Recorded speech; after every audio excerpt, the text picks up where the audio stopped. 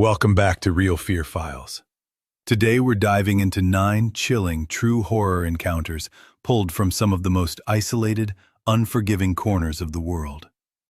These are places where roads vanish, help is non-existent, and the silence feels alive. In this episode, we journey deep into the empty spaces on the map, where abandoned highways hide forgotten tragedies, where endless forests swallow people whole, where ghost towns cling to secrets no one was meant to discover, and where investigators uncovered truths far more terrifying than anything imagined. Every story you hear comes from real witnesses, documented cases, and verified accounts. Some personal details have been altered for safety, but the events themselves remain exactly as they were described: raw, unsettling, and unforgettable. If you're new to the channel, make sure to subscribe to RealFear Files for daily true horror stories that follow you long after the lights go out. Hit the notification bell so you never miss a moment when the fear returns. Now, settle in. The darkness is waiting. People often ask why I pulled into that lonely rest stop even though everything in me screamed that I shouldn't. The truth is simple. I didn't have the luxury of choice. My gas light had been blinking at me for miles, and according to the signs, there wouldn't be another building or station for nearly 50 miles in either direction. It was October of 2021. I was 26, exhausted, and halfway through a cross-country drive from Portland, Oregon to my parents' home back in Virginia. 2 weeks earlier, after a brutal breakup and walking out on a job at a marketing firm that had drained the life out of me, I decided to leave everything behind. I wanted distance, miles and miles of it. My plan was straightforward. Drive as far as I could every day, only stopping for gas or bathrooms, and make it to the East Coast in 4 days. What I hadn't planned on was taking a wrong turn deep in rural Nevada and drifting off Interstate 80 onto Highway 95 without noticing. By the time I realized the mistake, it was after 11 at night, and I had committed myself to a stretch of desert that felt absolutely uninhabited. My phone showed no service. No other cars passed me. The only movement came from my headlights dragging across road signs and the occasional dead, skeletal Joshua tree jutting up from the barren ground. It was the kind of silence that presses in on you. My old Honda Civic was struggling along, and when the gas light flickered on around 11:30 p.m., I felt a jolt of panic. I had been so intent on escaping my own thoughts that I had forgotten to fuel up after leaving Winnemucca, nearly 90 miles behind me. I kept driving, praying that something, anything, would appear on the horizon. At 11:47 p.m., my lights finally caught a faded blue sign on the right side of the road. Rest area, 2 miles. I could have cried with relief. Maybe there'd be a vending machine, maybe a map, maybe another traveler who could lend a hand. At the very least, it meant I wouldn't break down in the middle of a pitch-black highway with no cell service. Those last 2 miles felt like an eternity. Every time the engine sputtered, I tightened my grip on the wheel and whispered, "Just a little further, please." When the entrance finally came into view, I exhaled so hard it almost hurt. But the rest stop wasn't like the ones on busy interstates. There was no big building, no rows of parked cars, no glowing machines humming away the night. It was nothing more than a gravel parking lot with maybe 10 spaces, a squat brick restroom building, and a lone street lamp that flickered as if it was struggling to stay alive. The whole place looked abandoned, the kind of forgotten, decaying location you'd expect to see in a horror reenactment show. Weeds twisted up through the broken sidewalk. The trash cans were rusted out and overflowing. A picnic table leaned so badly on one side that it was half sinking into the ground. But the thing that made my stomach twist was the van. A white Chevy van, mid-1990s model, was parked at the far end of the lot, far away from the light. Its engine was running. I could see little puffs of exhaust drifting into the cold night air. But every window was dark. No headlights, No interior light, nothing. Just sitting there idling, like someone had left it running on purpose. Every horror story I'd ever heard rushed through my brain. A lone woman, middle of nowhere, strange vehicle in the dark. It was the setup for a nightmare. But I had almost no gas left. If I kept going, I'd end up stranded on the open highway, and that felt even worse. At least here, there was a structure, a light, something. I parked close to the street lamp, keeping as much distance between me and that van as possible. I stayed in the car with the engine on for a few minutes, eyes locked on the van in my rearview mirror, waiting to see if someone got out. Nothing. Not even a shift in the silhouette. The windows were tinted too dark to see inside. I grabbed my phone out of instinct, but the screen showed exactly what I expected. No bars. Not even one. I sat there weighing my options. Stay in the car until it ran out of gas. Drive and almost certainly end up broken down in the dark. Or get out, use the restroom quickly, and get back into the car to wait out the night. I settled on the third option. I turned off my engine to save what little fuel I had left, grabbed the pepper spray from my glove compartment, and stepped out. The night air was frigid, biting after the warmth of the car. My breath fogged immediately. The only sounds were the wind scratching through the desert brush and the steady low rumble of the van's engine. I hurried toward the restroom building, every crunch of gravel under my boots sounding too loud. The structure was an ugly block of faded beige concrete with two heavy green metal doors, one marked Women and one Men. The single outdoor light above them flickered like it was fighting to stay alive, throwing erratic shadows across the wall. I pushed open the women's door, and it screeched on rusted hinges. The smell hit instantly. Mildew, urine, and something metallic that made the hairs on my neck rise. There were 3 stalls, 2 sinks, and a mirror so smeared with grime that it barely reflected anything. One of the overhead lights was dead, and the other flickered so badly that everything pulsed in and out of shadow. I walked to the stall at the back, the furthest from the entrance. I kept the pepper spray in my hand, my nerves stretched tight. I left the stall door cracked, not wanting to box myself in completely. And then I heard it. The front door creaking open. Footsteps. Slow, deliberate footsteps on tile. They stopped just inside the room. Not approaching the sinks. Not heading to a stall. Just standing there. I held my breath. Then the footsteps started again, inching closer. The flickering light sent shadows shifting across the floor. A voice spoke. Feminine, but strained, almost off. "Hello? Is someone in here?" My throat tightened. Every instinct screamed not to answer, but silence felt dangerous in its own way. "Yes," I managed, barely above a whisper. "I'm here." The footsteps stopped right outside my stall. I could see a sliver of a figure through the crack. Dark clothes, standing unnervingly still. "Are you here alone?" the voice asked. My pulse crashed in my ears. Who would ask that? Who stands outside someone's stall and asks if they're alone? "My boyfriend's in the car," I lied immediately. "He's waiting for me." There was a long, unnatural pause. Then the voice said, too calmly, "There's no one else in the parking lot. It's just you." Ice slid down my spine. They had been watching. They saw me pull in. They knew I was alone. I acted without thinking. I slammed the stall door open as hard as I could, smashing it into whoever was standing there. They let out a sharp grunt, and I bolted, sprinting for the exit. But before I could reach it, the restroom door burst inward. A man filled the doorway, tall, maybe 6'2", wearing a canvas jacket and a baseball cap pulled low. His face was shadowed, but his expression was clear.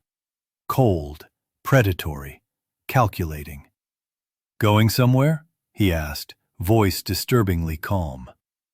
I raised the pepper spray. "Move," I said. "Now." He didn't flinch. He only smiled, a slow, unsettling smile that drained the blood from my face. "We just want to talk," he said softly. "We've been watching you for a while. Saw you take that wrong turn. Saw your gas run low. Watched you pull in here all by yourself." The way he emphasized all by yourself made me sick. "Move," I repeated, louder this time. He took one step forward. I sprayed him full in the face. He screamed, stumbling back, clawing at his eyes. I shoved past him, sprinting into the parking lot. Behind me, more voices shouted, more footsteps. The person from the restroom was running after me, and there were others near the van. I could hear them closing in as I fumbled for my keys. My hands shook violently. I dropped them once, scooped them up, jammed the key into the lock, threw myself inside, and slammed the door shut just as a palm slapped the glass. It was the man, his face twisted, eyes streaming from the pepper spray. He yanked at the handle, screaming curses. I turned the key in the ignition. The engine hesitated, then turned over, then caught. Thank God. I threw the car into reverse, forcing him to jump aside. 2 more figures ran toward me from the van. I slammed into drive and sped forward, gravel spitting out behind me. In the rearview mirror, I saw them all standing there. 3 figures, motionless in the flickering lamplight, watching me leave as if they knew something I didn't. My car made it 12 miles before the engine sputtered and died. I coasted to a stop on the shoulder, heart hammering. Any set of headlights behind me made my breath hitch, but the white van never came. Around 1:30 a.m., a highway patrol car pulled up behind me, lights flashing. The officer who got out, gray hair, kind face, hardly got a word out before I burst into tears. I told him everything, every detail. As I talked, his expression tightened with alarm. He radioed for backup and requested someone bring fuel. Then he asked me to describe the location of the rest stop. When I did, his face went pale. "Ma'am," he said slowly, "there hasn't been a rest area on that stretch of Highway 95 for nearly 20 years. It was shut down and torn out in 2003. He hesitated before finishing. "After some incidents." Hit the notification bell so you never miss a moment when the fear returns. Now, settle in. The darkness is waiting. He paused after saying incidents, like he was weighing how much to tell me at 2 a.m. on a desert highway. Finally, he added, "There's nothing out there anymore. No buildings, no bathrooms, just an empty patch of land." I shook my head immediately. "No, you don't understand. I was just there. I went inside the restroom. I saw the lights. The van—" My voice cracked. He didn't argue with me. He just looked troubled. Backup arrived about 20 minutes later, along with another patrol car carrying a gas can. After giving my car a few gallons so it could run, the officers told me they'd escort me back to the location I described. I didn't want to go. Every cell of my body resisted. But I also couldn't stand the idea of them going alone, so I agreed. I followed the patrol car down the silent highway, the desert stretching endlessly on both sides. When we finally reached the spot, the one I knew had held a rest stop just an hour earlier, my stomach dropped. The officer had been telling the truth. There was nothing. Just an uneven patch of gravel eaten away by time and desert wind, like the ghost of a parking lot. A few broken chunks of concrete half buried in the dirt, rusted rebar poking out like bones. No structure, no bathroom building, no trash cans, Not even the flickering street lamp I had parked under. The officers fanned out with flashlights, sweeping the area. Their beams slid across nothing but open land and scattered debris. One deputy called over the others when he found something half hidden under scrub brush, a sun-bleached, cracked informational sign that had toppled over. They pulled it upright. The lettering was faded, but the message was clear enough to read. The land had once been a rest area, but it was closed permanently in 2003 after being identified as a site connected to multiple disappearances between the late 90s and early 2000s. The details were brief but horrifying. Travelers would stop late at night. They'd be approached by individuals pretending to be in distress or needing assistance. Then the travelers were never seen again. 4 confirmed cases, several more suspected. The rest area had been demolished to stop the pattern. The predators who used that stretch of road had never been caught. I remember swaying a little as I read the sign.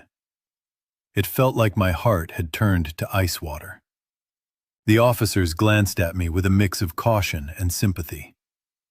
One of them said gently, "You're not the first person who's claimed to see something here. Every few years we get a call about a rest stop that shouldn't exist. Always late. Always someone traveling alone." I didn't know what to say. I didn't even trust my own voice. They escorted me to their station in the nearest town, where I spent the rest of the night filling out reports and answering questions. They took photos of everything: my pepper spray, the scratches on my car door, the shaking in my hands I couldn't hide. The deputies didn't tell me I was mistaken. They didn't mock me. In fact, whatever they weren't saying out loud made the quiet in the room feel heavier. By the time the sun rose, I was exhausted in a way I had never felt before. One of the deputies, a woman with short hair and a steady voice, asked if I had somewhere I could stay for a night or two. I ended up checking into a small motel nearby. I barely slept. Every time a car drove past outside, my heart lurched, expecting to see a white van with its engine idling. I stayed there for 2 full days before I felt calm enough to continue my drive. But when I did, I took no chances. I retraced my route back to the interstate, even though it added 6 hours to my trip. I kept my tank above half at all times, and I refused to set foot anywhere near Highway 95 again. To this day, I have no explanation for what happened. I don't know how I could walk into a building that no longer stood. I don't know how figures could gather around a running van in a place that's been deserted for almost 2 decades. I don't know what I encountered, whether they were people using that empty lot the same way the criminals had years ago, or something far stranger, something that mimicked safety just long enough to lure in the lost and desperate. What I do know is this: I came close, horrifyingly close, to becoming another disappearance tied to that forgotten rest area.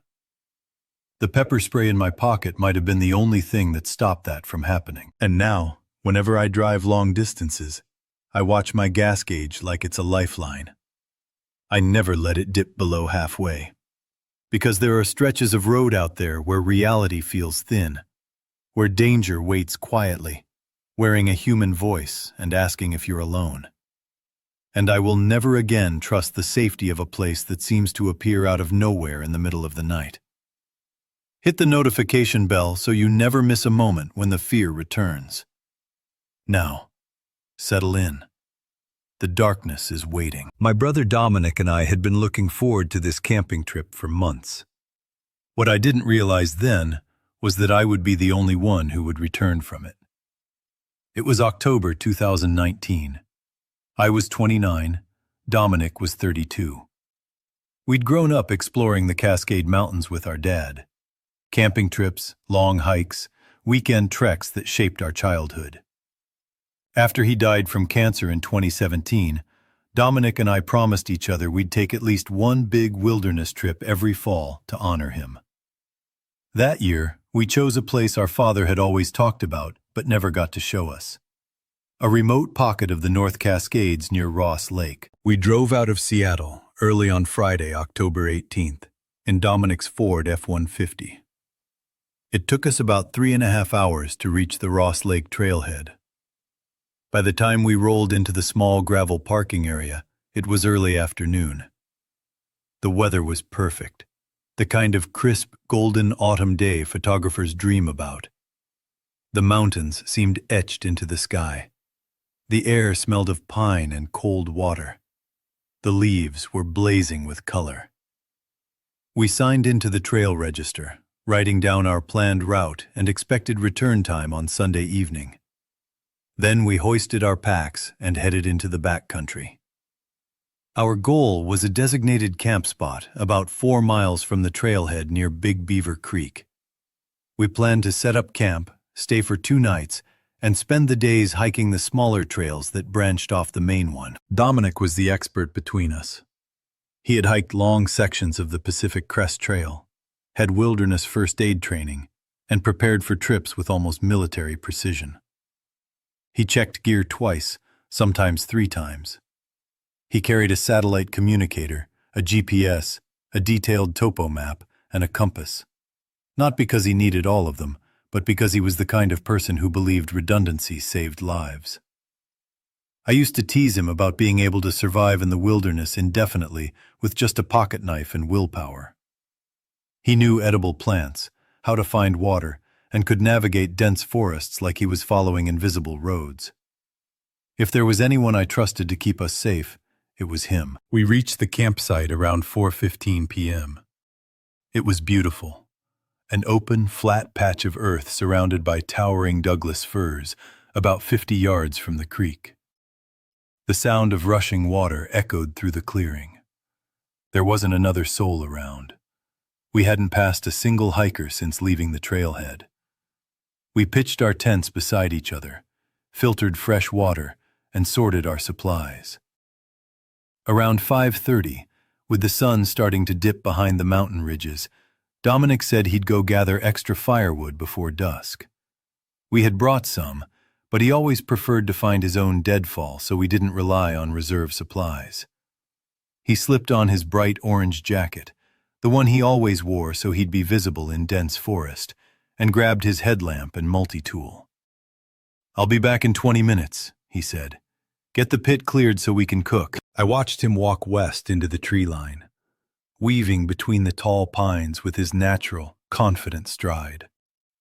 I could see flashes of orange every few moments as he moved farther in, bending occasionally to pick up a log or a branch. Then he passed through a cluster of thick trees, and the orange disappeared. That was the last glimpse I ever had of my brother. I spent several minutes arranging the fire ring and clearing away the carpet of pine needles. 20 minutes passed, then 30. I wasn't worried yet. Dominic often came back with more wood than we needed. But at 45 minutes I called out to him. "Dom? You good?" My voice carried through the trees, bounced somewhere in the distance, then faded. No reply. I tried again, louder this time. Nothing. A faint unease began tightening in my chest. I grabbed my headlamp and walked to the section of forest where I had last seen him enter. I found what looked like faint disturbance, broken twigs, scuffed pine needles. But tracking anyone across that forest floor was nearly impossible. I followed the direction he'd gone, calling his name. The last of the sunlight bled away, and the forest darkened quickly. Shadows pooled between the trees like ink. After 10 minutes of walking, maybe 200 yards from camp, I saw something that froze me in place. At the base of a huge Douglas fir sat a small pile of firewood, neatly stacked. Next to it lay Dominic's multi-tool, opened, the knife blade extended. But he was nowhere in sight. There were no signs of a struggle, no dropped pack, no torn clothing, no scattered gear.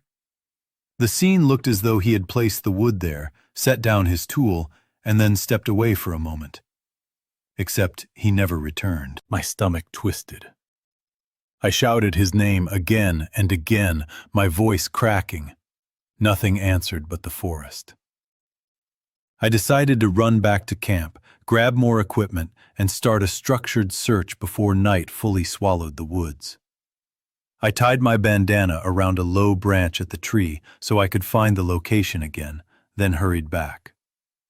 At camp, I grabbed Dominic's pack, my GPS, both headlamps, the satellite communicator, and the emergency flare kit. At 6:47 p.m., with shaking hands, I activated the SOS feature on the communicator and sent a detailed message explaining that my brother had gone to gather wood and hadn't returned. For the next 2 hours, I searched in widening loops around that Douglas fir, blowing Dominic's whistle every few minutes and calling until my throat went raw. Using the GPS, I tried to create a clean search pattern so I wouldn't double back or miss an area. I found nothing. No trail leading away. No scraps of clothing. No footprints. It was as though Dominic had vanished into thin air. The first search and rescue team reached our camp around 11:30 p.m. 2 rangers with a tracking dog, night vision gear, and experience with these kinds of emergencies. I walked them straight to the woodpile and showed them Dominic's multi-tool. The dog sniffed it, caught his scent immediately, and took off in a direct line. Straight back to the woodpile. Then it circled the tree. Once. Twice. Again. Whining. Then it sat down, refused to go farther. The handler looked unsettled. "A scent trail shouldn't just end," he said. "Not like this." What happened next made even less sense. 2 more search dogs were brought in over the next 3 days. Every one of them behaved the same way. They followed Dominic's scent from our campsite to the woodpile, and then stopped cold. No dog could trace anything beyond that point.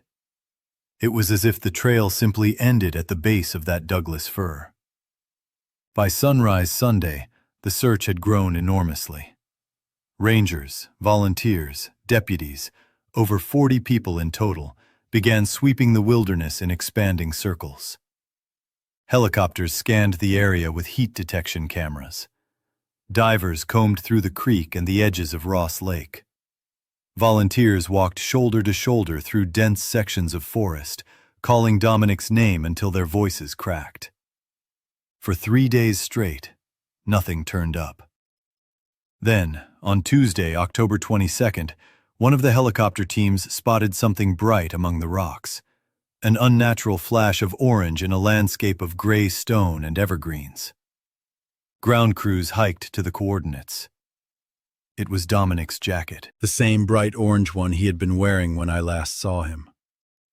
It was neatly spread out across a large slab of rock, arms extended, zipper closed, as if someone had laid it there with deliberate care. Inside one pocket was his wallet with his license and cards untouched. In the other were his truck keys. But Dominic wasn't there. And there were no footprints on the rock. No torn fabric, no blood, no signs of a fall or an animal encounter. Nothing to indicate how the jacket got there or why it was removed. Even more troubling was the location itself. The rock formation was 6.3 miles northeast of where he'd disappeared. Not only was it far from where he had been walking, it would have required hours of climbing across steep, rugged terrain. In the dark, it would have been nearly impossible. There was no trail, no shortcuts, no reason to go that way at all. Yet his jacket was there, pristine and carefully placed. The search continued for another 2 weeks, expanding to more than 100 square miles, one of the largest operations ever conducted in the region. They used ground-penetrating radar to check for hidden crevasses. They examined caves. They brought in cadaver dogs. They interviewed every hiker who had signed the trail register that week. Not a single new clue surfaced. On November 5, 2019, the official search was suspended. The National Park Service released a statement saying they had found no evidence of foul play, no signs of an accident, no proof of an animal attack. Dominic was classified as a missing person.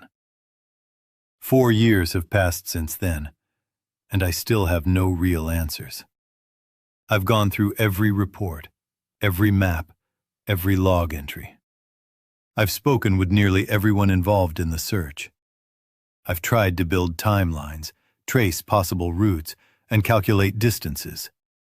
But the pieces simply don't fit. Some people suggest a sudden medical emergency. Maybe he became disoriented, wandered off, and traveled miles without knowing it. But that theory collapses when you consider the terrain. Dominic would have had to cross brutal, uneven, unforgiving wilderness with no reason to head in that direction at all. And Dominic had been healthy. His doctor had cleared him during a physical just weeks before. Others believe someone else may have been in the woods that night, someone who intercepted him. But there were no other vehicles at the trailhead, no unfamiliar footprints, no signs of human presence beyond ours. And the dogs would have caught another scent. The darkest theory is one I've never been able to shake. That Dominic left willingly. Not because he wanted to disappear, but because something happened in those woods that changed his behavior. Something psychological. Or something else entirely. But that doesn't make sense either. He was engaged. He had a career he loved. He spoke excitedly about future plans. Dominic had every reason to come home. Since 2019, I've returned to those woods 4 times. I've stood at the base of the Douglas fir where his neatly stacked firewood still lies in my memory.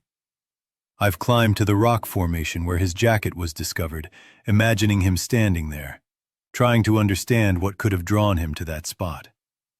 I've camped at our original site, listening for anything, any sound, any clue that might offer an explanation. The forest has remained silent. 3 months after Dominic vanished, something else happened, something that still chills me. His mother received a postcard. The picture showed Glacier National Park. The card had been mailed from a tiny town in Montana, hundreds of miles from the North Cascades. On the back were 4 words, written in handwriting similar to Dominic's, but not quite right. The woods are alive. We gave the postcard to the FBI. They said the handwriting couldn't be confirmed or ruled out. The postmark was authentic, but no one matching Dominic's description appeared on any security footage in the entire town.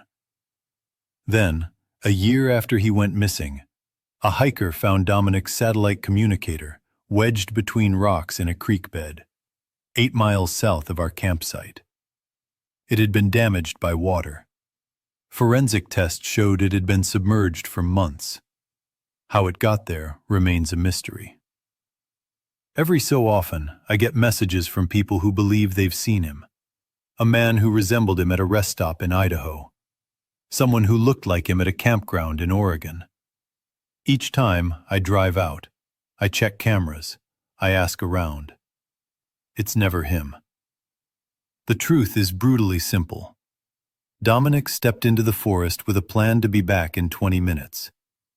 And he never came back. I think about the last words I said to him. I'll get the fire ready. Just ordinary routine, spoken without a hint that anything was wrong. I replay that moment over and over, searching for signs I missed. But there were none. If you ever hike to the Ross Lake Trail Register and flip back to October 18, 2019, you'll see our names written in Dominic's careful handwriting. 2 names went in. Only 1 name signed out. Everything else, the forest kept. No trail leading away. No scraps of clothing. No footprints. It was as though Dominic had vanished into thin air. The first search and rescue team reached our camp around 11:30 p.m. 2 rangers with a tracking dog, night vision gear, and experience with these kinds of emergencies. I walked them straight to the woodpile and showed them Dominic's multi-tool. The dog sniffed it, caught his scent immediately, and took off in a direct line, straight back to the woodpile. Then it circled the tree, once, twice, again, whining. Then it sat down, refused to go farther. The handler looked unsettled. "A scent trail shouldn't just end," he said. "Not like this." What happened next made even less sense. Zoe initially thought she was filming a forgotten mining town for her urban exploration channel. Instead, she captured something that investigators still struggle to explain 3 years later. Back on October 22nd, Zoe was a 24-year-old YouTuber running a modestly successful channel called Forgotten America. Her content focused on deserted towns, derelict buildings, and overlooked ruins scattered across the western United States. With roughly 47,000 subscribers, she was constantly on the hunt for locations untouched by other explorers, places with mystery, decay, and a story buried under dust. Her next target came from an obscure forum post dated 2008. Someone had referenced an unnamed abandoned mining outpost somewhere in the desert near Tonopah, Nevada, claiming it had been deserted since the 1950s. The post offered rough coordinates and a simple warning. The road was barely navigable and cell service didn't exist. To Zoe, that warning only made the location more alluring. She dug into historical documents. Property databases showed the area belonged to the Bureau of Land Management, with no restrictions posted. Old mining records suggested the place had once been called Silver Creek Station, a modest settlement supporting around 200 workers during its peak in the 1920s. By 1952, the mines shut down. The last families drifted away, leaving the buildings to crumble into the desert for nearly 7 decades. On October 14, 2020, Zoe left Las Vegas in a rented Jeep Grand Cherokee, fully stocked with water, food, camera gear, and enough supplies for a 2-day solo outing. Her plan was simple: spend the day filming, sleep in her SUV, then head home the next morning. She had done dozens of similar expeditions without trouble. The first 2 hours of driving were smooth enough, but the final 45 minutes devolved into a slow crawl over deteriorating dirt roads her GPS barely acknowledged. By the time she arrived at what she believed to be Silver Creek Station, it was 2:30 p.m., and the sky was a perfect blue. The temperature hovered in the high 80s. The desert spread infinitely in every direction. But the biggest surprise was the size of the town. Instead of a few decayed structures, Zoe found an entire layout: streets, buildings, and remnants of a full community sprawled across roughly 10 acres. A main drag held what used to be shops and a saloon. The residential lanes had small cabins and miners' houses in various stages of collapse. And on the far eastern side, skeletons of mining equipment rusted in the sun near a massive mound of slag that stained the earth a reddish black. Zoe felt a jolt of excitement. This was exactly the kind of untouched location her viewers loved. She grabbed her camera and began her usual introduction. "All right, guys, I think I finally found Silver Creek Station. This place is huge. I don't see any recent footprints or tire marks. Nothing. Looks like nobody's been here in years." For the next 2 hours, she walked the main street filming each structure. Most were barely standing, roofs caved in, walls split open, beams splintered by decades of heat and wind. Everything was bleached the same sun-faded brown. But some buildings had aged surprisingly well. One shop, likely the old general store, still had shelves clinging to the walls and a counter at the back. Everything was coated in dust so thick it looked like it had accumulated in layers. Zoe filmed old cans with labels you could barely read, cracked bottles, and a rusted cash register frozen in time. That's when she noticed something unusual. On the counter, amid the undisturbed dust, one small rectangular spot looked slightly cleaner. Not clean, just less dusty than everything else. As if an object had been sitting there recently and then removed. She recorded it but dismissed the oddity. The desert wind could easily stir dust in strange patterns. Around 4:45 p.m., with daylight fading, Zoe headed toward the residential section to finish filming before dark. She walked down a lane that had likely been 2nd Street, a row of humble homes where miners and their families once lived. Most were nothing more than collapsed piles of lumber and metal.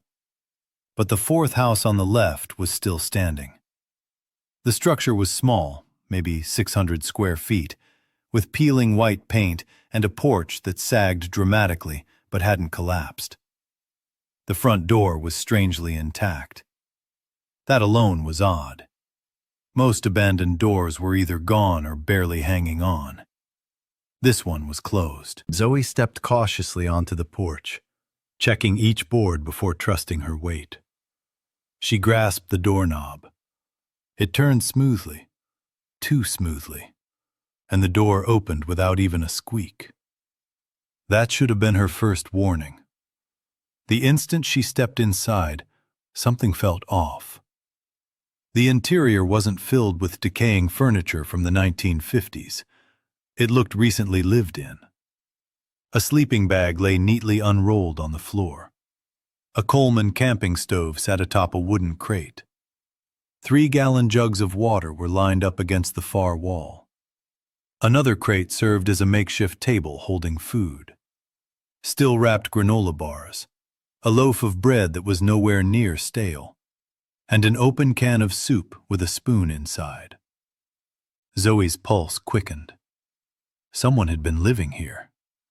Recently. But instead of retreating, she did what she always did. She kept filming. She moved through the small home, capturing everything on camera. The sleeping bag was a modern model. The stove looked like it had been purchased within the last few years. The food had expiration dates clearly printed. The loaf of bread was dated October 10th, 2020, only 4 days earlier. Someone was either still living here or had left very recently. Just as that realization hit, she heard it. A sound outside. A soft crunch, footsteps on desert gravel. Zoe froze, camera still recording.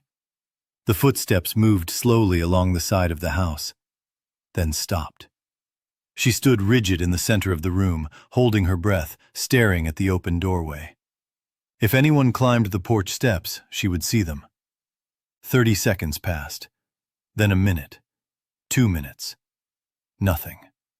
Finally, Zoe forced herself to move. She crept to the front door and peered outside. The street was empty. But when she looked down at the porch, she saw them. Fresh footprints, boot prints, not hers.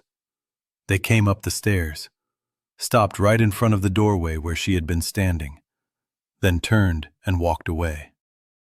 That was when Zoe ran. She sprinted through the desert street, camera thudding against her chest, and dove into her Jeep. She fired up the engine and barreled down the dirt road as fast as she could. She didn't stop until she reached the paved highway 45 minutes later. Only then did she review her footage. Everything had been captured. Back home in Las Vegas that night, Zoe filed a police report. The Las Vegas Metropolitan Police Department listened politely, but the moment she mentioned the remote Nevada desert, they redirected her. The location fell under the jurisdiction of Nye County, not Clark. 2 days later, a Nye County deputy called her back and asked if she'd be willing to guide them to the site. Every nerve in her body told her to refuse, but she agreed. On October 17th, she met 2 sheriff's deputies at the weathered turnoff leading toward Silver Creek Station. Her Jeep led the way, and their patrol vehicle followed, bouncing over the same unmarked roads that had felt eerie during her first visit.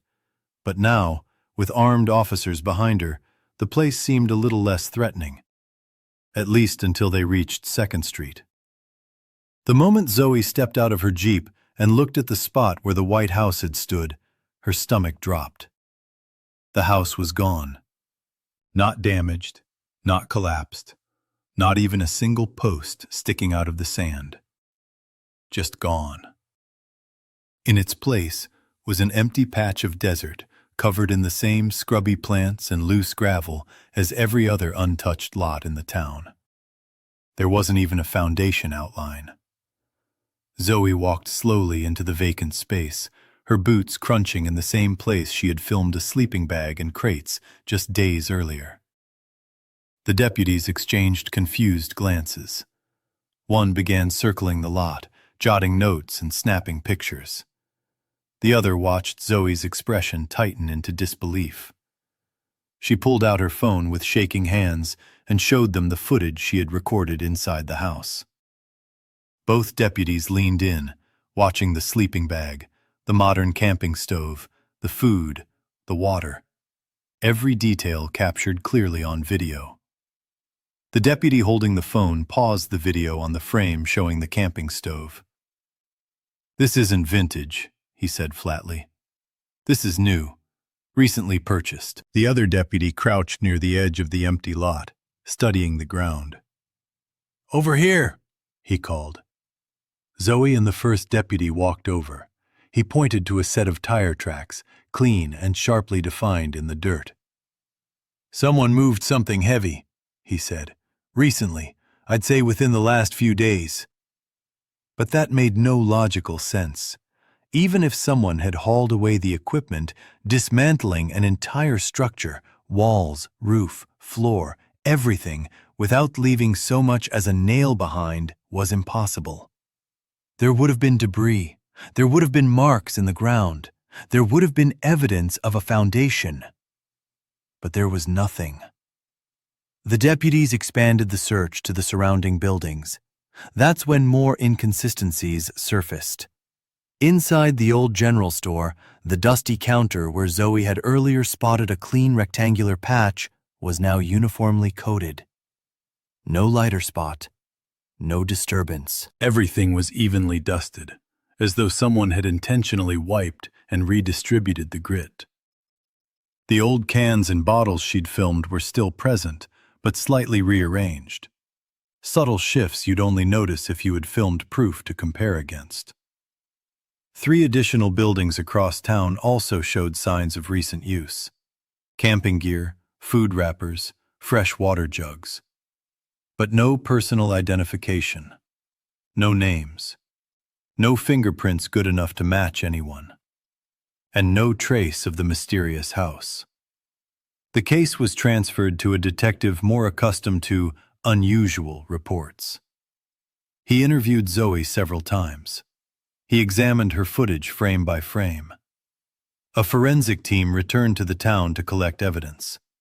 They found traces of at least 4 different individuals in the modern camping equipment. DNA from multiple people. But none of the samples matched anything in the national database. The food packaging came from stores located across Nevada, Utah, and California, purchased at different times from different retailers. The tire prints belonged to a large truck, likely a moving truck or a commercial work vehicle. But the biggest question, the impossible one, remained. Where did the house go? Off the record, the detective confided his theory.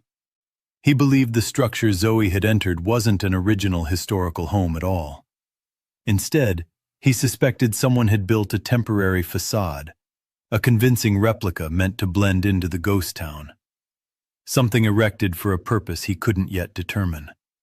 And when Zoe unwittingly documented evidence of their operation, they removed the entire structure in under 72 hours. But that explanation only raised more disturbing questions. Why create a fake building? Why occupy a dead town in the middle of nowhere? What required that level of secrecy? And most unsettling of all, how did they know Zoe had been inside the house so quickly? The official investigation eventually slowed. The site was placed on the Bureau of Land Management's internal watch list, with occasional patrols. But no new activity was found. Zoe never returned. She uploaded edited versions of her footage to her channel, explaining everything that had happened. The videos went viral.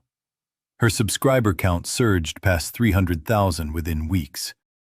But she stopped doing solo exploration trips altogether. She couldn't shake the sensation she'd had in that house, the sense of being watched, the careful footsteps outside the door, the precise, deliberate way someone had approached and then left, and the disturbing possibility that if she had lingered even a few minutes longer, she might have stumbled onto something she wasn't meant to see. Sometimes, late at night, Zoe still reviews her footage, searching for anything she might have overlooked. In one clip, taken as she casually walked down the main street before reaching the house, there's a moment where her camera briefly swings past a distant building. If you freeze the video at the exact right second and zoom in, you can make out something in a second-floor window. A shadowy figure, standing still, facing the street, watching her. Zoe hadn't noticed it at the time, but now she can't unsee it. Someone was there the entire time, and they definitely knew she was coming. But when she looked down at the porch, she saw them. Fresh footprints, boot prints, not hers.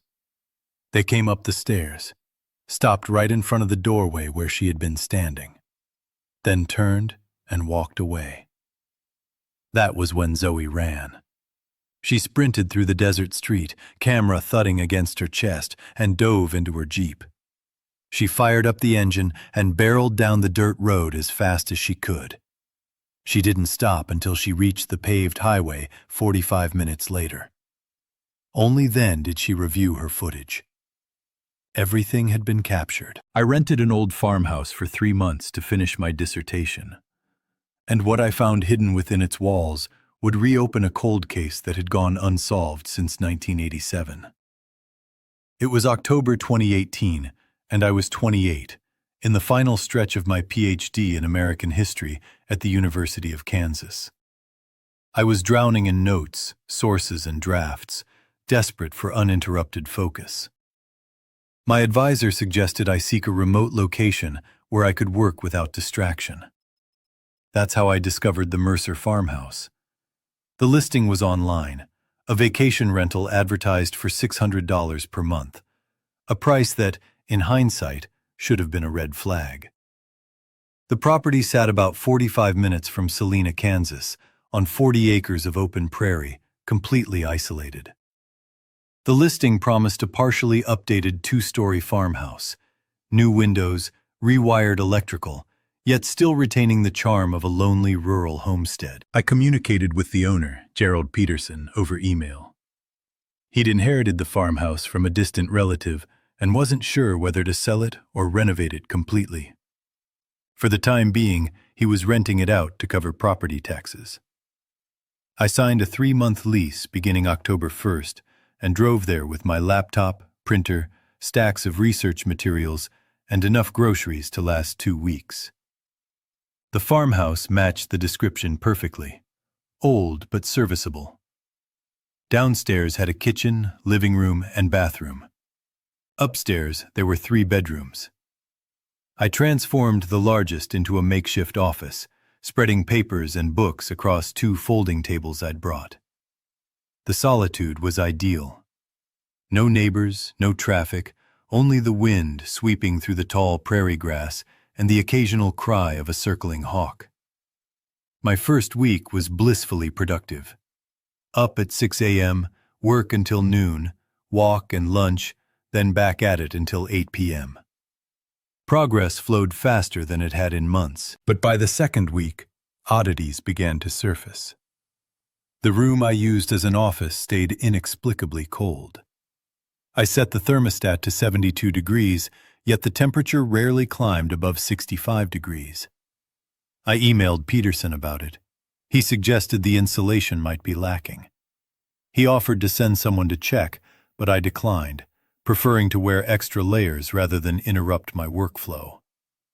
Then came the noises. Subtle at first, Creaks and groans I assumed were just the house settling, the pipes shifting.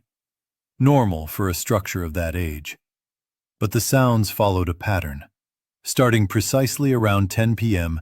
and continuing until roughly 2 a.m., always from the same eastern wall of my office. It sounded almost like footsteps pacing up and down within the wall cavity. By October 18th, I decided to investigate. The wall in question was original, likely from the 1920s or 30s. Plaster over wooden laths cracked in several places. I grabbed a flashlight and peered into one large crack at chest height, and saw something unusual. Fabric, wedged between the studs. It wasn't insulation, actual cloth. Ignoring the likely violation of my lease, I retrieved a hammer from the basement and carefully removed a section of plaster, about 2 feet square. The brittle material crumbled away. What I found behind it made me drop the hammer. A dusty, cobweb-covered blue JanSport backpack had been stuffed into the wall cavity. Hands shaking, I unzipped it. Inside were a wallet, car keys, a small photo album, and a spiral notebook. The wallet contained a driver's license from 1986, belonging to a young woman named Jennifer Calloway, maybe 20 years old in the photo. The license had expired in 1990. I sat on the bedroom floor, spreading the items around me, thesis forgotten. The photo album contained images from the mid-1980s. Jennifer appeared in most, smiling, often with family or friends, at graduations or beside a young man, likely a boyfriend. One picture, on the last page, made my stomach turn. Jennifer standing in front of a white pickup, the back labeled in faded ink, "My new truck, June 1987. The car keys matched a Ford. The spiral notebook was a journal. The first entry, March 15, 1987, described her move to Kansas from Missouri, working at a diner, renting a room from a kind man named Harold. Early entries were cheerful, full of optimism. By summer, the tone shifted. By July, she expressed discomfort around Harold. Odd visits, intrusive questions, the feeling of being watched. She wrote about finding him rifling through her belongings, doors that failed to lock properly. By October 3rd, her final entry was short, desperate. "I am leaving tonight. I don't care about the lease. I packed everything I need. I'll wait until Harold is asleep, then drive straight to my parents in Missouri. Something is very wrong here." She never made it. Her backpack, hidden in the wall, proved she had not escaped. I called 911 immediately, detailing the backpack, journal, and ID. Within 30 minutes, Deputy Sarah Mitchell arrived. She examined everything and made phone calls. Soon after, she confirmed the horrifying truth. Jennifer had been reported missing October 8, 1987. Her parents had found the farmhouse empty, with no trace of her. Harold Mercer, the landlord, claimed she had paid through September and left without a forwarding address. Jennifer's truck was found weeks later, abandoned in Wichita, keys in the ignition, purse in the passenger seat. No Jennifer. The cold case sprang to life. Forensic teams arrived with ground-penetrating radar, cadaver dogs, and excavation tools. The search lasted 3 days. Beneath the crawl space, 4 feet deep, wrapped in plastic and lime, were human remains. Dental records confirmed Jennifer Calloway. She had been murdered, a victim of blunt force trauma. Harold Mercer, the long-deceased landlord, became the prime suspect. Further excavations uncovered 2 more sets of remains, other women who had vanished while renting from him in the 1980s. Gerald Peterson, the current owner and Harold's nephew, was horrified. He ceased renting the property and eventually donated it to the state for demolition. Investigators concluded the backpack had been deliberately placed in the wall, likely by Harold, a twisted trophy of his crimes. Jennifer's parents, now in their late 70s, finally received closure before passing away within 2 years. The other victims were identified through dental and DNA records. I never returned to the farmhouse. My materials were collected and returned by police, but I lost all momentum on my dissertation. I took a semester off to recover, eventually completing my PhD on a new topic. Now I teach at a small college in Nebraska. But Jennifer Calloway's story lingers. I often think of how close she came to escaping, of the life she planned for herself, and of how a single attentive moment, hearing the noises in that cold bedroom wall, brought a decades-old truth to light. Sometimes, lying awake in my apartment, I imagine how many other missing people remain hidden in walls, crawl spaces, or forgotten corners, waiting for someone to notice, waiting for justice to catch up. In October 2017, I was 31 and working the overnight shift at a small Texaco station along Highway 50, about 60 miles east of Pueblo, Colorado. The job wasn't glamorous, but it paid $14 an hour plus shift differential, and for long stretches I had the place entirely to myself. I could read, watch videos on my phone, and essentially get paid for solitude. A dream for someone who valued peace over socializing. The station sat at a crossroads where Highway 50 met County Road 109.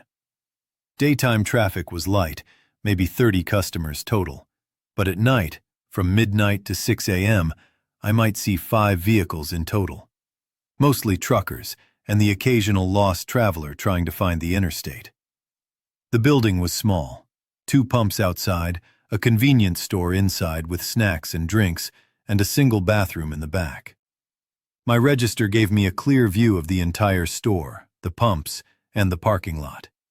Security cameras covered the blind spots. I had worked there for 8 months and experienced exactly 2 incidents. A drunk attempting to steal beer, and one driver who pumped gas and left without paying. Both were minor and easily handled. October 12, 2017, a Thursday. My shift started at midnight. Marcus, the day's closer and a college student, gave me a standard handoff.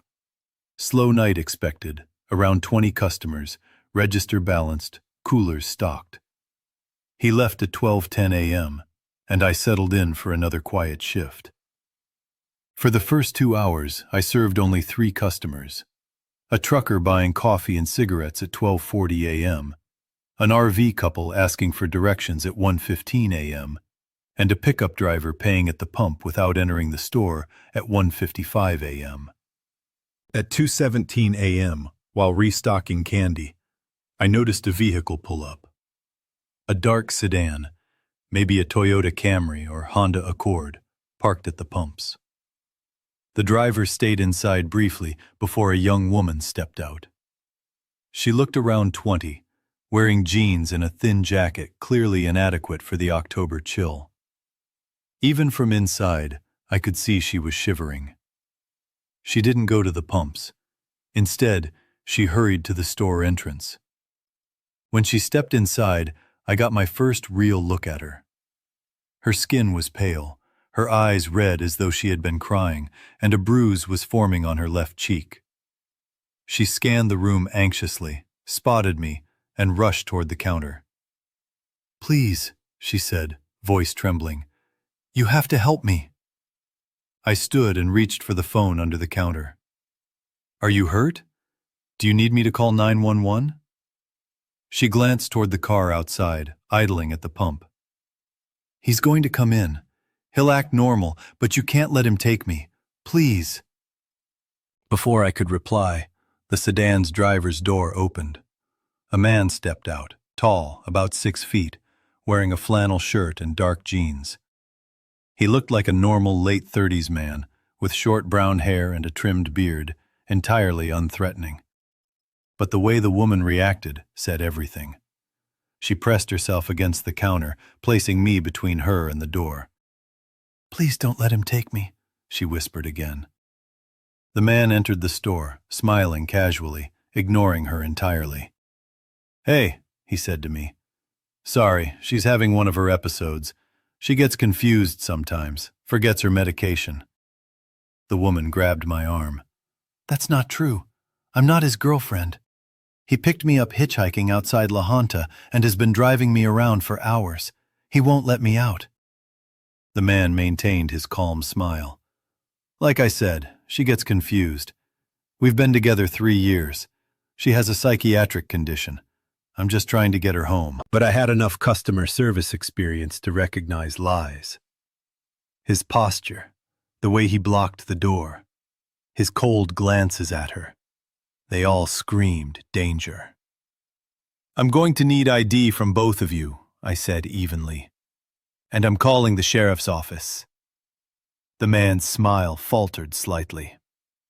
No need. I can handle this. Violet, honey, let's go home.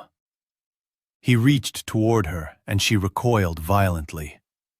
I grabbed the phone and dialed 911.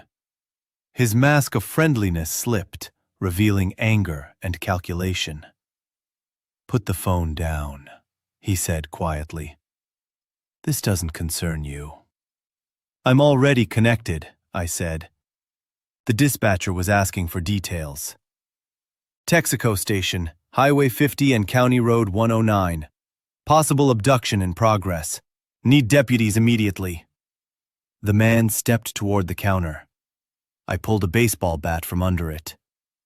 Don't come any closer, I warned. He assessed the situation, eyeing the phone, the bat, the security camera, and decided it wasn't worth it. You have no idea who you're messing with, he muttered, then ran to his car. But he didn't drive off. He stayed in the driver's seat, watching. 8 long minutes passed. I stayed on the line, bat in hand, eyes on the sedan.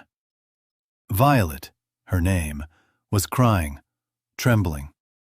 She told me she was 19, hitchhiking from Denver to Amarillo to see her sister. He had picked her up near La Junta around 11 p.m., pretending to be helpful. After about 30 minutes, he refused to stop, locked the doors, and made unwanted advances. She had been trapped in the car for over 3 hours on rural roads until she saw her chance at the station. At 2:25 a.m., flashing lights appeared. 2 sheriff's patrols arrived, blocking the sedan. Deputies approached with hands on weapons. The man complied, but smiled like it was a misunderstanding. Deputy Amanda Fisher checked Violet and saw the bruise and terror. She escorted her to a patrol car. I gave my statement describing everything, her plea for help, his false story, his attempt to grab her, the security footage. The deputies reviewed it immediately. The footage left no doubt. Violet's fear, the man's lies, and his aggressive movements. They searched the car and found duct tape, rope, plastic sheeting, a hunting knife, and chloroform. This was premeditated. If Violet hadn't escaped when she did, she could have vanished. The man, Derek Hollis, 38, from near Oklahoma City, was arrested for kidnapping, attempted assault, and possession of illegal weapons. Records showed prior assaults and 3 unsolved missing women cases from 2014-2016. The FBI investigated. They discovered evidence linking him to at least 1 victim, photographs, jewelry, and clothing. Hollis was charged with 2 murders and remains in federal custody. 1 missing woman has yet to be found. Violet testified at the preliminary hearing, and I provided security footage. The prosecutor said my actions likely saved her life. She hugged me afterward, crying, calling me her savior. I didn't feel like a hero, just fortunate to have been in the right place at the right time. I quit the night job 3 months later. Every late-night car approaching made me tense, wondering if another Violet needed help. Now I work a daytime bank job and sleep soundly. But I think about that night, about all the young women who aren't as lucky. Thousands disappear each year, Some vanish because they trusted the wrong person on a dark road. The gas station still stands. I pass it occasionally and remember that October night. How one terrified young woman walked in and changed our lives. The cameras still record. The lights stay on. And I hope that if another Violet ever seeks help, someone will be ready to act. Because in the middle of nowhere, sometimes a clerk is the only barrier between a victim and a predator. Evan was the most seasoned hiker among us. He was meant to be our safety net in the wilderness, which is why his sudden disappearance made no sense at all. In October 2016, I was 27 and part of a group of 6 friends setting out on a week-long trek through the Bridger Wilderness in Wyoming. The group included me, Evan, my girlfriend Sarah, and 3 others we had known since college: Marcus, Kelly, and Josh. Evan was 33, a professional wilderness guide with over a decade of experience leading parties through some of the most isolated terrain in North America. He had climbed mountains in Alaska, guided expeditions across the Rockies, and completed the Appalachian Trail twice. If anyone could navigate and survive in the wild, it was him. We started our hike on October 9th from the Elkhart Park trailhead, aiming to complete a 40-mile loop over 7 days. The weather looked perfect. Clear skies, daytime temperatures in the 50s, and nights dropping to the 30s. Typical autumn conditions at that elevation. Evan had meticulously planned our route, noting campsites, water sources, and emergency exit points. He carried a satellite GPS, a personal locator beacon, detailed maps, and enough survival supplies to sustain all 6 of us for 2 weeks in an emergency. We were prepared as any group could be. The first 3 days went flawlessly. We hiked across breathtaking alpine scenery, camped by pristine lakes, and observed wildlife, including elk, marmots, and a black bear that maintained a respectful distance. The mood was light, the weather held, and we were moving faster than Evan had predicted.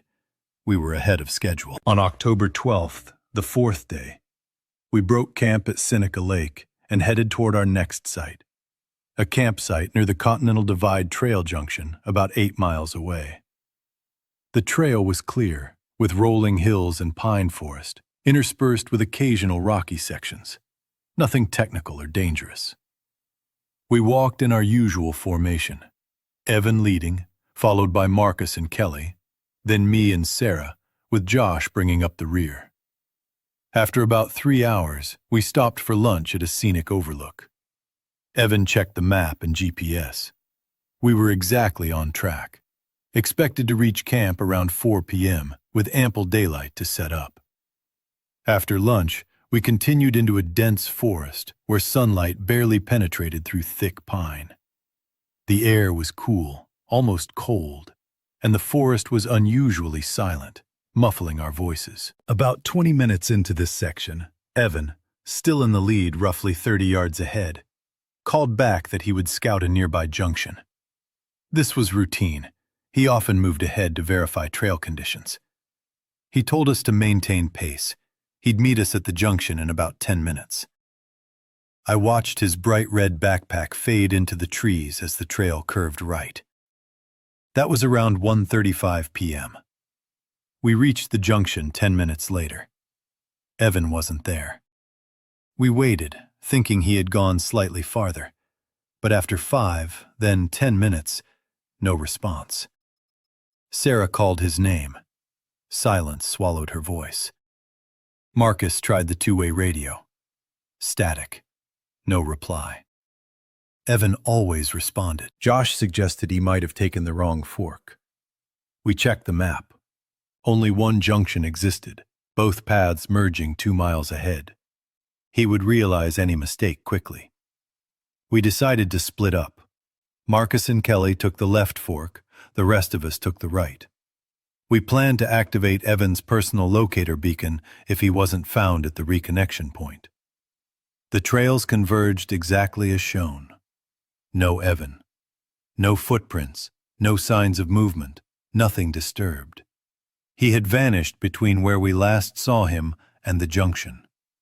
The beacon was useless. Evan carried it. We tried his radio again. Only static. By 3 p.m., an hour and a half had passed. Sarah panicked, tears streaming.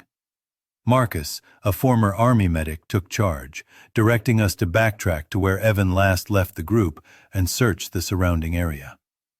The trail there was straightforward. No confusing terrain, no side paths.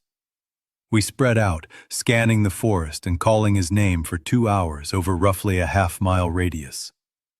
Nothing. No backpack, no discarded items, no traces of struggle.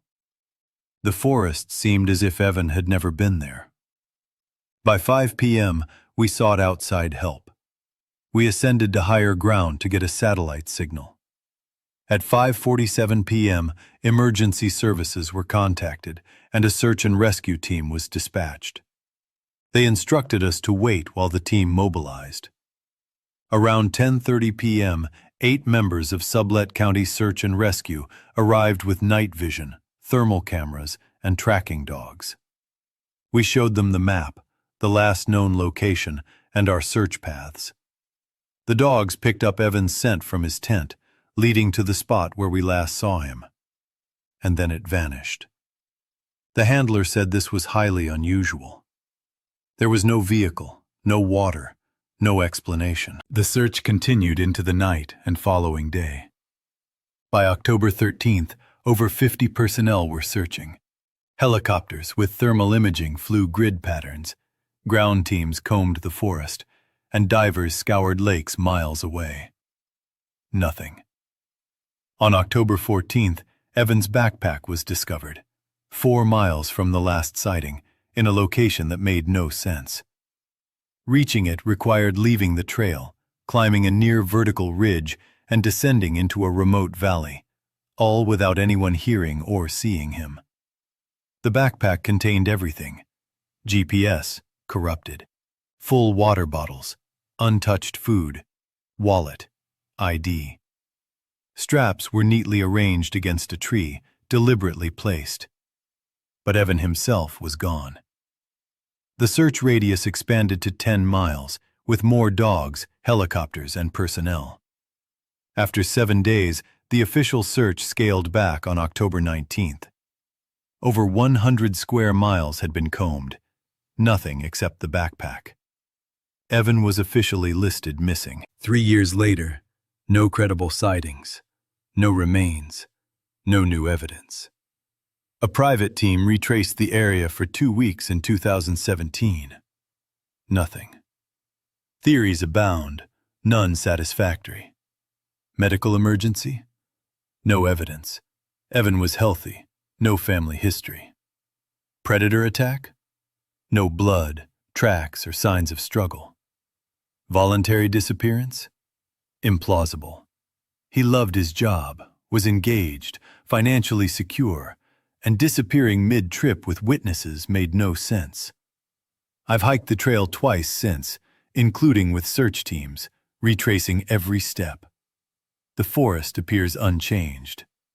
But each time I reach the spot Evan scouted ahead, I stop and stare into the trees, trying to grasp how someone with his expertise could vanish in daylight, with friends 30 yards behind. How does a backpack end up 4 miles away in terrain he would never navigate alone? No one knows. Not whether Evan is dead, lost, or if something inexplicable occurred. The wilderness claimed him, and it is giving nothing back. Adrian inherited his grandfather's hunting cabin in 2019. During the renovations, he uncovered something that finally solved the mystery of 4 hunters who vanished in 1992.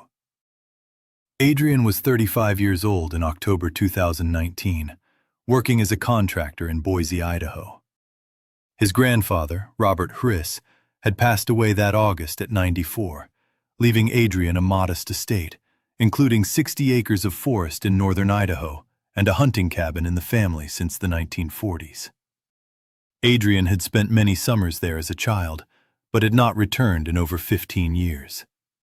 When he arrived in early October, he was shocked at the cabin's condition. The structure was small, made from hand-hewn logs, with a stone fireplace, a loft for sleeping, and an outhouse about 50 yards away. It had no electricity, no running water, and could only be reached via a rough four-wheel drive road that turned to mud with rain. Robert had used it regularly until his mid-80s, but for the past decade it had sat abandoned. The roof leaked in multiple places, animals had ruined most of the furniture, and the fireplace had partially collapsed. Initially, Adrian thought of tearing it down and selling the land. But the location was beautiful, deep forest with a creek running through it. He decided he could restore the cabin as a weekend retreat for his family. Renovations began on October 5th. The roof was the first task. After 3 days of removing old shingles and damaged plywood, Adrian noticed that several roof joists had rotted and needed replacement. On October 8th, while removing a compromised joist in the main room, he heard a hollow sound from a section of wall beneath it. That made no sense. The cabin walls were solid log construction. Investigating further, he discovered a hidden cavity behind an interior wall panel. The panel was old and stained to match the logs, installed so precisely it was nearly invisible. Using a crowbar, Adrian pried the panel off. Behind it was a space roughly 3 feet wide and 4 feet tall, extending down to the floor. Inside were items that froze him in place: 4 rifles, 4 hunting knives, 4 wallets, and 4 hunting licenses, each sealed in plastic and bearing a different man's name and photo. Richard Matz, 34, license issued 1992. Thomas Gill, 29, license issued 1992. Stephen Ortega, 41, license issued 1992. Kevin Park, 37, license issued 1992. All were registered for the 1992 fall hunting season in Unit 11A, the area around the cabin. Adrian sat on the floor, trying to understand why 4 complete sets of hunting gear had been hidden in his grandfather's cabin. Cell service was non-existent. Adrian would have to drive to town to alert authorities. First, he checked the cavity more closely. At the bottom, he found a locked metal box the size of a toolbox. The rusted lock still worked, and he pried it open with his crowbar. Inside were 4 matching driver's licenses, dozens of photographs of the men with their trucks, hunting gear, and kills, a spiral notebook full of unfamiliar handwriting, and, wrapped in a plastic bag, a revolver. Adrian did not touch the gun. He closed the box, carried it outside, and loaded all the items into his truck. He drove to Bonner's Ferry, the nearest town with service, and went straight to the Boundary County Sheriff's Office. He explained everything, and the duty officer immediately called in Detective Sarah Morrison, who had served 12 years on the force. When Morrison saw the licenses, her expression changed. Quietly, she said, "These 4 men have been missing since 1992. This is a very cold case." She explained. In October 1992, 4 friends from Spokane, Washington, had traveled to Idaho for a hunting trip in Unit 11A. They were expected home by October 18th, and when they didn't return, their families reported them missing on the 19th. Search teams had found their trucks at the trailhead on October 21st. The vehicles were locked, camping gear inside, keys in the ignition, but no trace of the men. Helicopters, ground teams, and tracking dogs turned up nothing. The hunters had simply vanished. The case remained unsolved for 27 years. Until now. The following morning, Detective Morrison and a forensic team went to the cabin. Adrian led them to the hidden cavity. Over 2 days, the team carefully removed additional panels and discovered more concealed spaces. Clothing and personal effects belonging to the hunters were found, all preserved and hidden. The most damning evidence was the notebook. Handwriting analysis confirmed it belonged to Robert Friss. Entries began October 14, 1992, describing encounters with the hunters trespassing on his land, confrontations, and escalating conflict. The final entry, October 17, 1992, read, "Buried them deep in the north section. No one will ever find them. They should not have been on my land." Adrian was sickened. The grandfather he remembered, gentle, storyteller, teacher of fishing, had murdered 4 men. Using ground-penetrating radar, the forensic team located a burial site 400 yards from the cabin, a carefully concealed trench with all 4 bodies. Despite 27 years of decomposition, dental records confirmed their identities. Cause of death? Gunshot wounds to the back of the head, executed at close range. Investigators concluded Robert Friss, highly territorial over his property, confronted the hunters for trespassing. What was said during the encounter remains unknown, but it escalated to violence. He killed the men, hid their gear in cabin walls, and returned their trucks to the trailhead to make it appear they vanished while hunting. Adrian was devastated. He contacted the families, attended the funerals, apologized for uncovering the truth even though he bore no responsibility. He donated the property to the state of Idaho to create a memorial for the victims. The cabin was demolished, replaced with a small plaque honoring Richard Matz, Thomas Gill, Stephen Ortega, and Kevin Park. Adrian has not returned. He cannot bear the thought of a place where his grandfather's crimes occurred. Though the case officially closed in March 2020, giving families closure, Adrian remains haunted. He wonders if there were signs he missed, if other secrets lie buried on the 60 acres, and why his grandfather preserved the hunting gear and licenses for 27 years. Trophies, reminders, or evidence of his capability for murder. Adrian reflects on the renovation that uncovered the truth. If he had ignored the hollow sound in the wall, removed the panel casually, those men might still be missing, their families without closure. He did the right thing, but it cost him his memories, his trust in family, and his peace of mind. He learned that you can never truly know someone, and the wilderness is the perfect place to hide crimes that should never have happened. Lillian and Cameron made a wrong turn while trying to take a shortcut home. 3 days later, only one of them emerged, unable to explain what had happened to the other. It was October 2014. Lillian was 28, Cameron 30, and they had been together for 2 years. They were driving back to Denver from a weekend camping trip in southwestern Colorado. It was Sunday evening, October 26th, and they were behind schedule. Cameron needed to be at work Monday morning at 7:10 a.m., so they opted for a shortcut that would change their lives forever. They were on Highway 160 near Pagosa Springs when Cameron spotted a route on the GPS that promised to be faster. County Road 500, a 2-lane road cutting northeast that was supposed to save 40 minutes. The GPS showed it as paved and maintained. At 6:47 p.m., as the sun dipped behind the mountains, they turned onto the county road. The road started smoothly, paved, marked, reflective signs. But after about 10 miles, the asphalt ended and became gravel.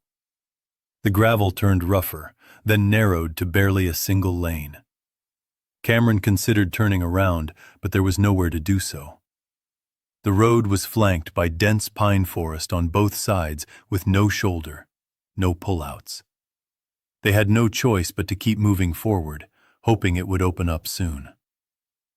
By 7:23 p.m., night had fully fallen.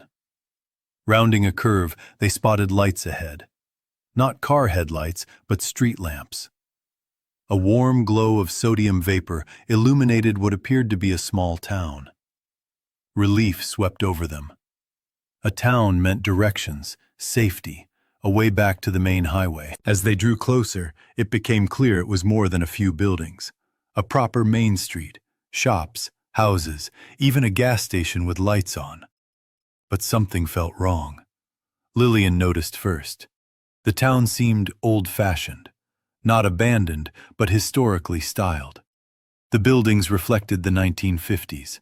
Parked cars were classic Chevrolets and Fords from the 50s and 60s, perfectly maintained. People walked the streets in period clothing, women in full skirts and heels, men in suits and fedoras. Cameron laughed nervously. Is this some kind of historical reenactment? A tourist attraction? But there were no signs, no visitor areas, no plaques. They drove slowly down the main street. People turned to stare, as if the modern Honda CR-V was something alien. A man in a fedora paused and pointed at the car, speaking to a woman nearby. Lillian felt a chill. Cameron, we need to leave. Now. Cameron agreed. He searched for a place to turn, but the street was narrow, parked cars lining both sides.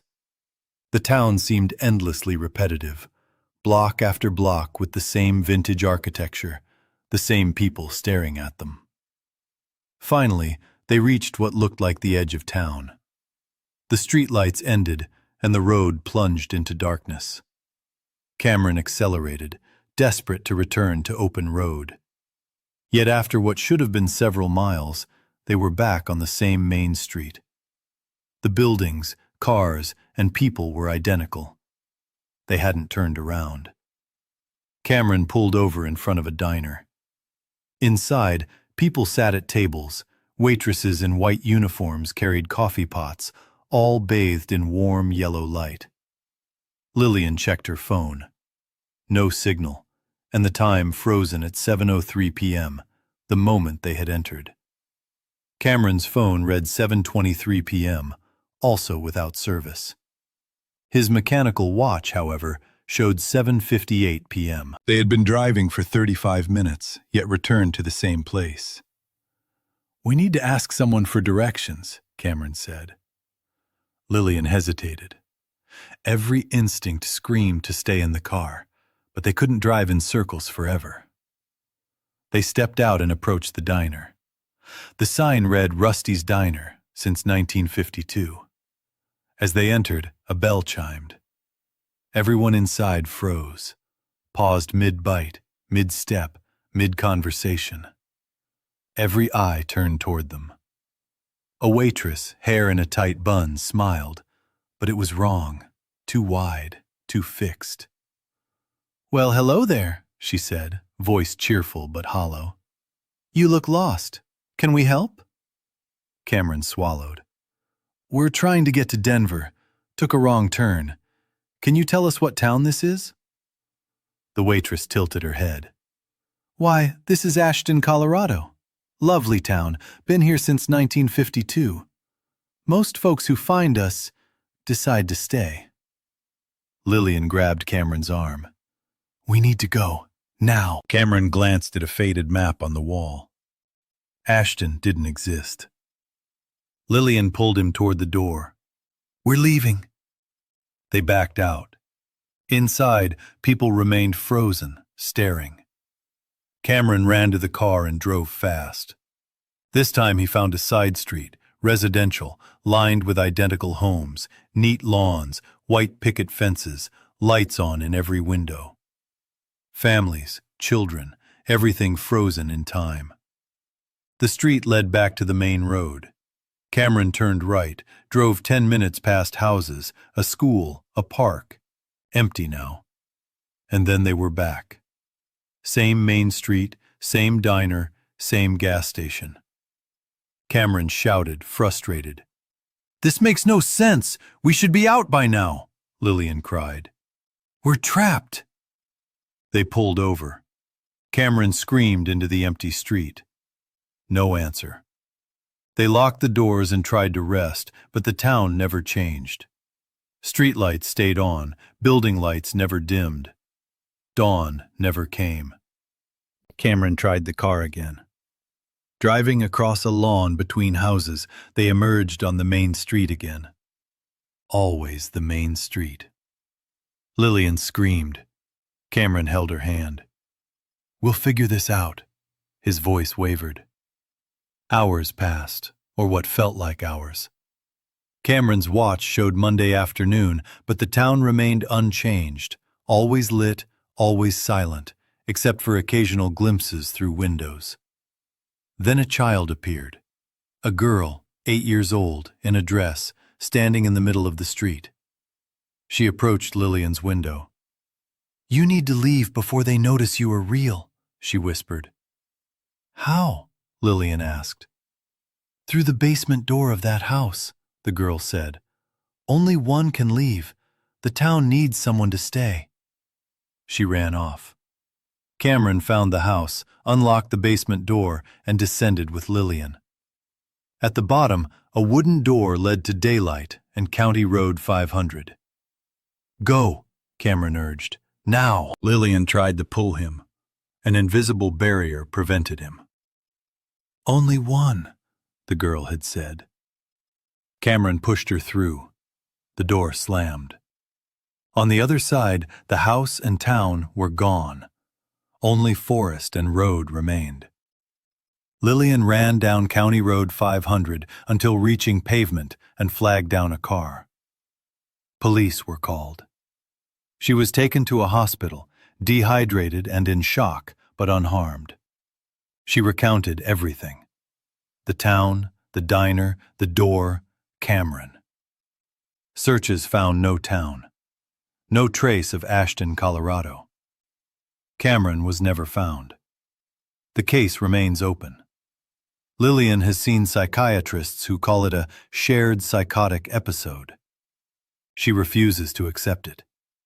She knows what she saw. She knows Cameron remains in Ashton, Colorado, trapped in a place for those who take the wrong turn. She has searched County Road 500 dozens of times, never seeing it again. Cameron is gone, and she survived only by leaving him behind. The choice haunts her every day.